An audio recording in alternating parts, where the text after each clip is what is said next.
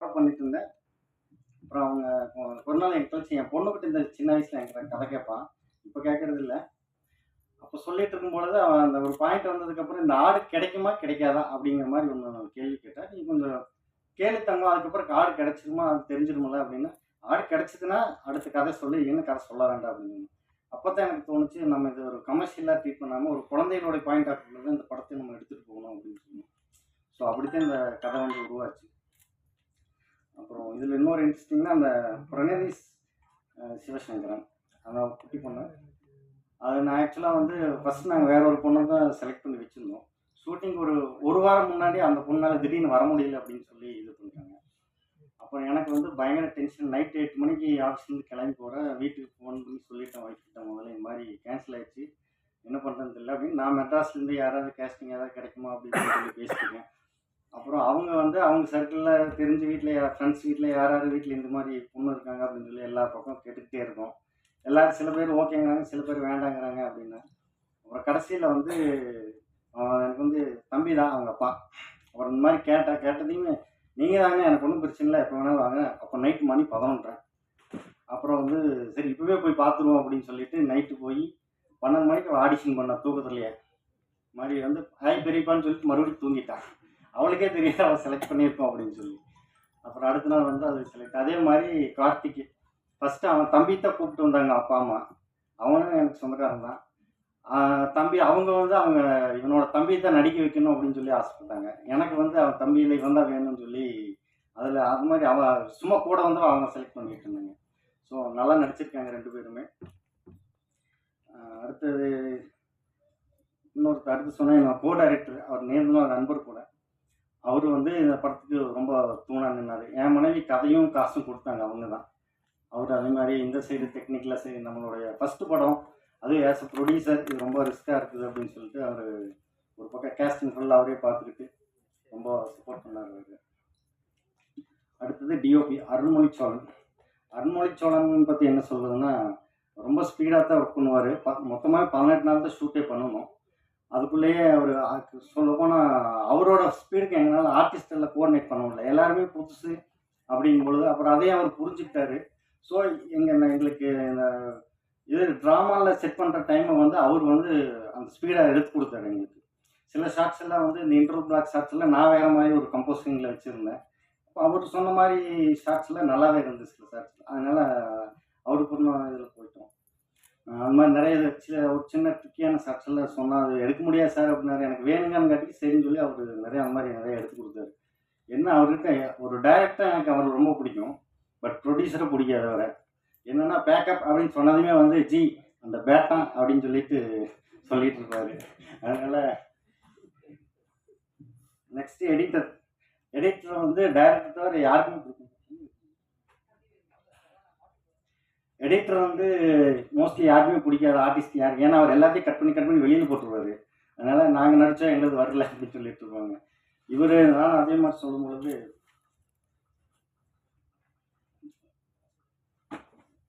சில ஷார்ட்ஸில் அவர் நம்ம அவ்வளோ கஷ்டப்பட்டு எடுத்திருப்போம். இவர் வந்து சார் அதில் ஒன்றுமே இல்லை சார் அப்படிம்பாரு. அப்புறம் ஒரு கட்டத்தில் அவர் புரிஞ்சுக்கிட்டாரு. எனக்கு இந்த ஷார்ட்ஸ் எல்லாம் வேணும். இந்த சீனில் இதுதான் கண்டென்ட்டு. இதை நீங்கள் எப்படியே கட் பண்ணி கொடுங்க அப்படின்னு சொல்லி சரிங்க சார் அப்படின்னு சொல்லிட்டு அவர் அந்த வேலையை கொஞ்சம் சிறப்பாக பண்ணி கொடுத்தாரு. அதுக்கப்புறம் கமல்குமார். அவர் இந்த படத்தில் ஹீரோவை இல்லைனாலும் இம்பார்ட்டன்ட் ரோல் அதுதான். அப்போ வந்து நான் சொன்னேன் இந்த மாதிரி இந்த குழந்தைங்க தான் மெயினாக இது அப்படின்னு சொல்லும்போது, இல்லை ஜி அது எனக்கு அதை பற்றியெல்லாம் கவலை இல்லை. நீங்கள் சொல்கிறீங்க இம்பார்ட்டன்ட் ரோல் அப்படிங்கும் பொழுது நான் ஏன் அதை விடணும். குழந்தை படம் வந்தாலும் எனக்கு ஒன்றும் பிரச்சனை இல்லைன்னு அது மாதிரி அந்த ப்ரெஸ்டீஜெல்லாம் இல்லாமல் ரொம்ப சப்போர்ட் பண்ணி நடிச்சுருக்காரு. அதே மாதிரி வைத்தீஸ்வரி மேடம். அவங்க வந்து நான் ஃபஸ்ட்டு 4 நாள் ஷூட் போய் 5ஆவது நாள் தான் ஹீரோயின் கமிட் பண்ணுற மாதிரி சீன் எடுக்கிறோம். ஆனால் அந்த 4ஆவது நாள் சாயந்தரம் வரைக்கும் யார் அதில் நடிக்க போகிறாங்கன்னு எனக்கே தெரியாது. அது வரைக்கும் சர்ச் பண்ணிகிட்டே இருக்கிறோம். திடீர்னு அப்போ தான் வந்து ஒரு ஃப்ரெண்டு சொன்னார். அப்போ வந்தாங்க. சரி ஸ்பாட்டுக்கு வந்தாங்க. பார்த்து சரி நல்லா ஓகே அப்படின்னு சொல்லிட்டு அடுத்த நாள் ஷூட்டிங் வந்துட்டாங்க. ஸோ இது எல்லாமே இந்த படத்தில் வந்து இப்படி கொஞ்சம் பட்ஜெட் அப்படிங்கிறனால எல்லாமே இப்படி பண்ணியிருந்தேன். எல்லாம் டக்குன்னு அந்த டைமுக்கு எல்லாமே அமைஞ்சது. ரொம்ப நல்ல விஷயமா இருந்துச்சு. அடுத்தது கார்த்திக்ராஜ் சார். அது ஒரு இன்ட்ரெஸ்டிங். என்னுடைய நண்பரும் ட்ரெயினர் படத்தோட இயக்குனர் மிஸ்டர் வேல்மாணிக்கம். நாங்கள் 2 பேரும் ரூம்மேட்ஸு.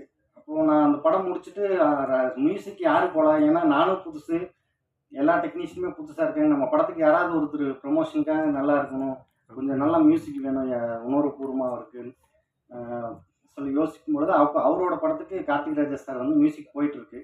அப்புறம் இவர் வந்து கேட்டார், சார் நம்ம கேட்டு பார்க்கலாமா அவர்கிட்ட, சார் அவர் பட்ஜெட்டுக்கு நம்மளாம் தாங்காது அப்படின்னு சொன்னேன். இல்லை சார் கேட்டு பார்க்குறோம், நான் உங்களுக்கு பண்ணி வாங்க போகலான்ட்டு அப்புறம் போனோம். அப்புறம் கார்த்திக் ராஜ் சார் வந்து பார்த்துட்டு, இது மாதிரி நண்பர் சார் ரொம்ப சிரமப்பட்டு எடுத்துருக்காரு ஒரு சின்ன படம் அப்படின்னு.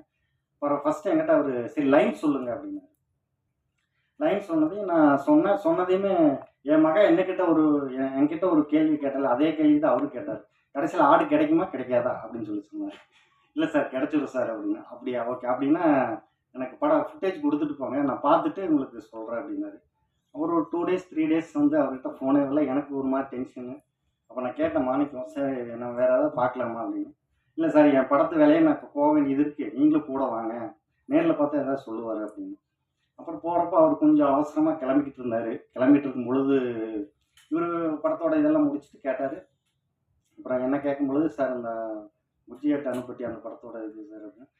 அதை நான் பண்ணித்தரேன், ஒன்றும் பிரச்சனை இல்லை அப்படின்னு சொல்லிட்டாரு. அப்படின்னா சார் பேமெண்ட்டு விடுங்க, அதெல்லாம் அப்புறம் பார்த்துக்கலாம் மெதுவாக. படம் எனக்கு ரொம்ப அனுபவபூர்வமாக இருக்குது, எனக்கு ரொம்ப பிடிச்சிது, அதனால் பேமெண்ட்டெல்லாம் அது பிரச்சனை இல்லை, நான் ஃப்ரீயாகவே பண்ணி கொடுத்துட்றேன், இவங்களுக்கு மட்டும் டெக்னீஷியன்ஸ் மட்டும் ஏதாவது நீங்கள் பார்த்து கொடுத்துருங்க அப்படின்னு சொல்லி சொன்னார். அந்த டைமில் எனக்கிட்ட பணம் இல்லை, பட் அது வந்து பெரிய சப்போர்ட் அந்த ராஜேஷ் சார் பண்ணது எனக்கு.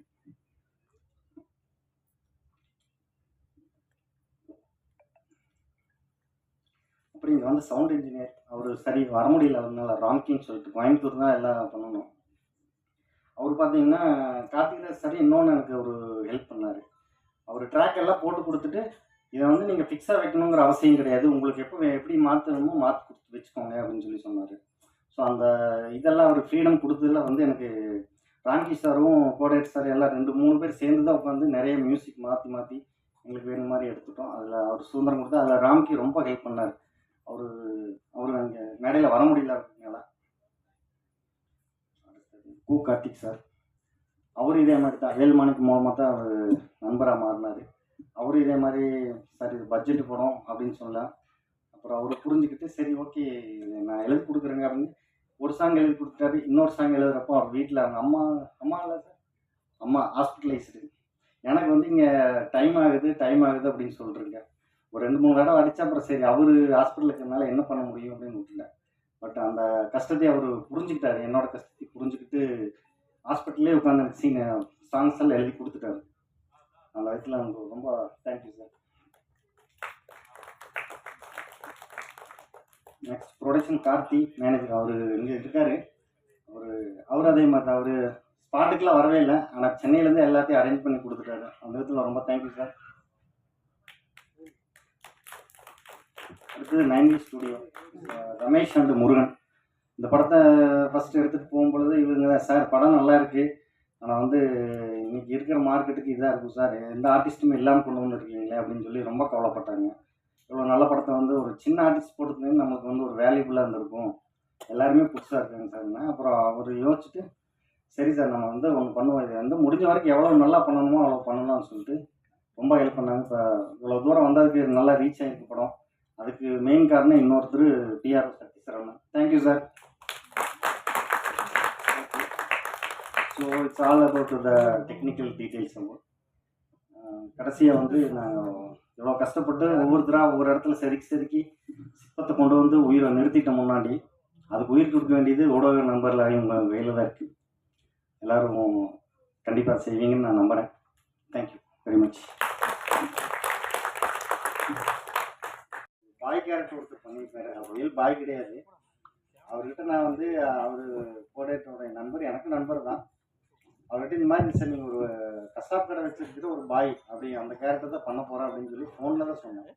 அப்புறம் சரி சார் அவர் ஒரு 4 நாள் கழிச்சு ஆஃபீஸ்க்கு வந்தார். பார்த்தா ரியல் பாய் கெட்டப்லேயே வந்தார். இதுக்கிட்ட வந்து கருப்பாக அவருடைய ஒரு முஸ்லீம் நண்பர்கிட்ட போய் அந்த தொழுகு பண்ணலாம் இதாகும் அதெல்லாம் வந்து பக்காவாக வந்தார். நான் வந்து அதில் அவருக்கு எந்த இதுவுமே கரெக்ஷன் சொல்லலை, அப்படியே எடுத்து கொண்டு வந்து ஸ்க்ரீனில் வச்சுட்டேன். அந்த மாதிரி ரொம்ப டெடிக்கேஷனாக அதை பண்ணார். அது ரொம்ப சந்தோஷம் சார். இன்னொரு இது வந்து நம்ம டிசைனர் முருகன் சார்.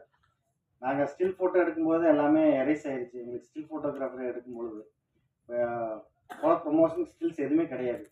இப்போ என்ன பண்ணுறதுன்னா சரி கேமராமேன் சார் நம்ம டிஏலேருந்து ஸ்க்ரீன்ஷாட் எடுத்து படத்துலேருந்து எடுத்துக்குவோம் அப்படின்னு சொல்லி அப்படி படத்தை எடுத்து கொண்டு போய் நிறைய ஸ்க்ரீன்ஷாட் கொண்டு போய் இவர்கிட்ட கொடுத்தேன். என்கிட்ட இவ்வளவுதான் இருக்குங்க மெட்டீரியல், இதுக்கு மேலே என்ன வந்து நீ செலவு பண்ண, எல்லாம் பொண்ணுங்க குழந்தையெல்லாம் வளர்ந்துட்டாங்க, இன்னி ஸ்டில் ஷூட்டும் பண்ண முடியாது, என்கிட்ட இவ்வளோதான் மெட்டீரியல் இருக்குன்னு சொல்லி அவர்கிட்ட கொண்டு போய் மொத்தமாக கொடுத்துட்டேன்.